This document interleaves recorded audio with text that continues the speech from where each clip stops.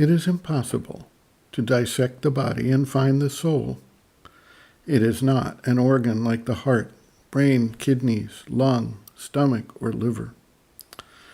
We can thus establish that the soul is not the physical body or its component parts. The vital being, that part of us that feels, reacts, emotes, is variable. Our feelings and emotions change from one moment to the next. If we look for the soul here, we find that everything is changing, nothing is permanent.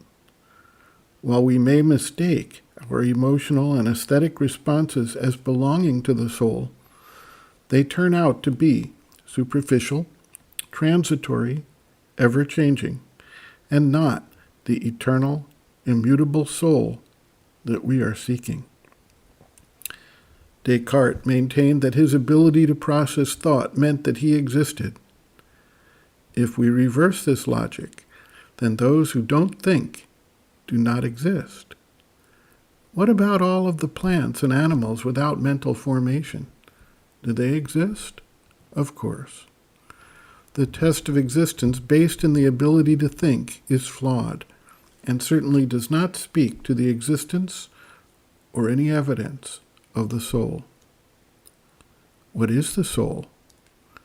Sages and seers who have focused on this question have identified an experience that leads them to what they designate as the soul, an eternal, central element that has the direct knowledge through identity with the divine presence, yet resides within the formation we identify as our lives, our mind-life-body complex.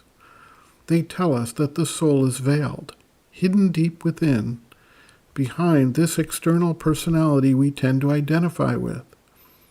More often, they identify it as a flame, the mystic fire, which kindles our deepest aspirations and awakens our sense of wonder, devotion, and consecration.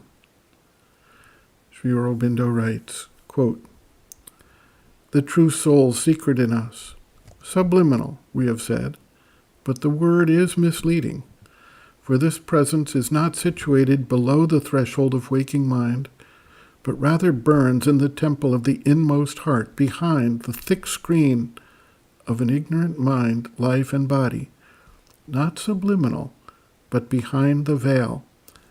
This veiled psychic entity is the flame of the Godhead, always alight within us, inextinguishable even by that dense unconsciousness of any spiritual self within which obscures our outward nature. It is a flame born out of the divine and luminous inhabitant of the ignorance, grows in it till it is able to turn it towards knowledge. It is the concealed witness and control, the hidden guide, the demon of Socrates, the inner light or inner voice of the mystic. It is that which endures and is imperishable in us from birth to birth, untouched by death, decay, or corruption, an indestructible spark of the divine, not the unborn self or Atman, for the self, even in presiding over the existence of the individual, is aware always of its universality and transcendence.